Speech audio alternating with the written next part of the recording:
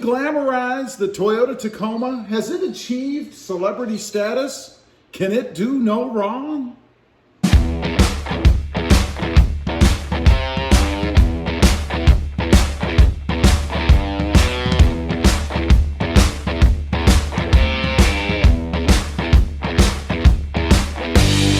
Well, good morning, everybody. How are you today? Pretty good here, and that's right. Have we glamorized the Toyota Tacoma? Have we given it celebrity status? You know, I was thinking about this. The other day, I actually posted up some pictures of my Toyota Tacoma over on the old Instagram, and I titled it Glamour Shots. Now, I'm talking about a truck here, right? Not some really gorgeous model or a person or something like that, but a truck.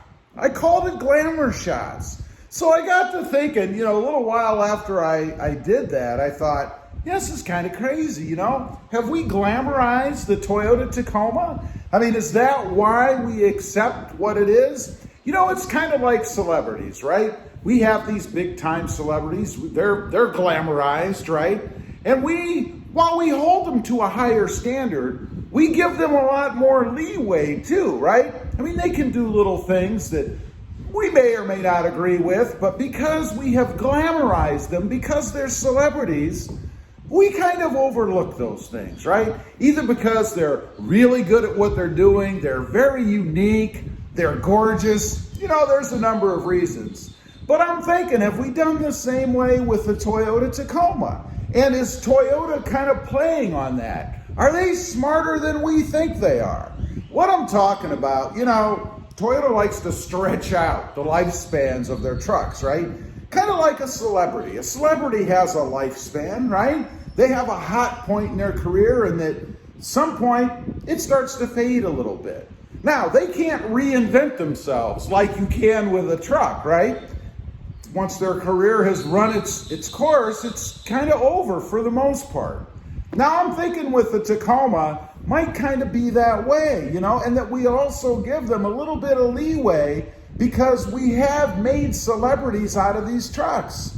We made them number one, right? We did that with our dollar. We buy them. We make them number one. Now, if that's true, and they are, and we overlook these things, well, what am I talking about? Well, the Tacoma hasn't been changed for quite a while, right? They do little things here or there, facelifts, kind of like celebrities do, to make them look a little bit better, to stretch out their longevity, to make them more appealing. Kind of do the same thing with this truck, right? I mean, they add little things. In this 2020 model year, they changed the grille, added this more appealing grille, I think. And I think most people would agree the front face of the Tacoma is much more appealing than it used to be. They added the leather seats, the fully adjustable leather seats, I should say, the power seats. That's kind of a little tweak, makes the truck more appealing. They just do these little things to kind of keep us interested. Kind of like the celebrities do. Little nip and tuck here, little hairstyle change, maybe beef up a little bit, maybe slim down a little bit. Whatever it is. I think Toyota's pretty smart in doing that, right? They keep our interest and they keep that glamorized celebrity status for their number one selling truck. Now, what they have to watch out for is always in the background, there's always another celebrity wannabe waiting, right? And sooner or later, that first original celebrity is going to be replaced. It's just the nature of things, right? And that's kind of what Toyota has to watch out for. I don't think they can depend on us idolizing this truck forever, especially when there are new models on the horizon, new trucks coming out. I talked about that in the video the other day. There are tons of new entries in the market, either different models or new trucks altogether, or refreshes of old trucks, like the Nissan Frontier. Toyota has to be cognizant, that's difficult to say, of that because they could lose their celebrity status. And it's funny because we like to tear down celebrities too. It's just kind of the way we are. We put them up here on a pedestal and then we chip away at that base. And I see that happening now. You know, I got a comment on a video just today talking about a 2020 Tacoma. Now, that's not very old, right? We're in 2021, so this person hasn't had that truck for very long. But they were talking about how it kind of lost its luster a little bit, how they weren't as happy with it as they were before. And the example they gave dealt with power, right? You know, they go to get on the freeway and they got to stomp it just to get up to where they need to be to change lanes and things like that. And I think Toyota has kind of fallen away a little bit. You know, the Jeep Gladiator, I talk about this because I have one, is nothing like that. When I hit the accelerator and I want to change a lane or pass a vehicle or something, there's no lag, it just takes off. Now, some people will argue that, well, there are products out there that you can get, you know, Sprint Booster, Pedal Commander, do an OV tune, all this stuff, to kind of bring the truck to where it should be. But I would say you shouldn't have to do that. You ought to be able to buy this truck off the lot, straight out of the box. And it should be the way it's supposed to be, right? Especially when it comes to things so simple as acceleration. I mean, who would ever think that we would have to demand that a truck actually go when we push on the gas? And I know it's not a race car, right? I'm not looking for a 0 to 60 time of minus 2.1. You know, you just think about it and it's there. But something respectable, or at least responsive. When I hit the gas, it should go. And that is my biggest complaint about the Tacoma. You know, I was thinking, you know, what do they really need to do to maintain that glamorized celebrity status? What is the facelift for the Tacoma to keep it relevant? And for me, it's pretty darn simple, right? It already looks gorgeous. They don't really need to change the appearance of it. I mean, if they want to tweak anything, maybe round something tiny a little bit here or whatever, but I don't think they even need to do that. But what they need to do is they need a more powerful motor. Talked about that 828 million times on the channel.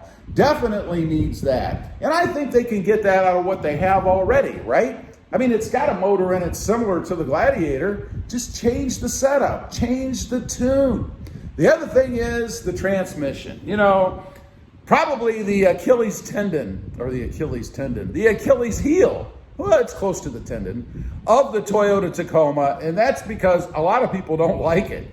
I still hear complaints, even though Toyota supposedly addressed that in the form of a reflash. I still hear a lot of complaints about that. People don't like the way the transmission performs, and I think if Toyota put an 8-speed transmission married with the current motor that they have, tuned for better acceleration and pickup, they would really be there. And I think that might be the answer for Toyota in between the current generation and the upcoming generation. Someone else pointed out to me recently that, you know, Toyota's formula is every 10 years or so, and they're not going to change that no matter what the competition is out there. And I think that's kind of strange. To me, that means they're willing to lose their number one spot. But if that is true, then this little tweak might be enough to keep them where they need to be, right? A little bit better acceleration and power married with an 8-speed transmission. I think that would do it, and it would be a stepping stone to get them to the next generation. Who knows what that's going to be? Is that going to be a full facelift so that they can try to maintain their glamorized celebrity status? I'm guessing it probably will. Anyway, leave a comment. Let me know what you think. Have we glamorized the Toyota Tacoma? Is that why so many are willing to accept the way that it is, the status quo, and that we keep buying it in the numbers that we're buying it in? I mean, there are shortages right now. You can't even find one. And if you do, you might have to pay a huge premium or travel halfway across the country to get it. Leave me a comment. Let me know. I'd be curious.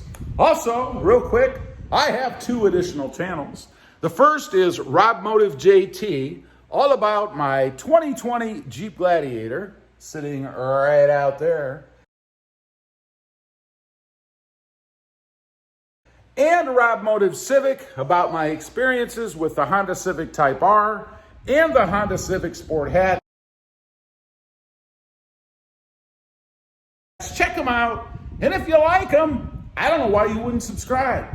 Don't forget to click that notification bell so that you don't miss out on any upcoming videos. And do me a favor, smash that subscribe button on the way out. Thanks for watching. Stay safe out there. Bye.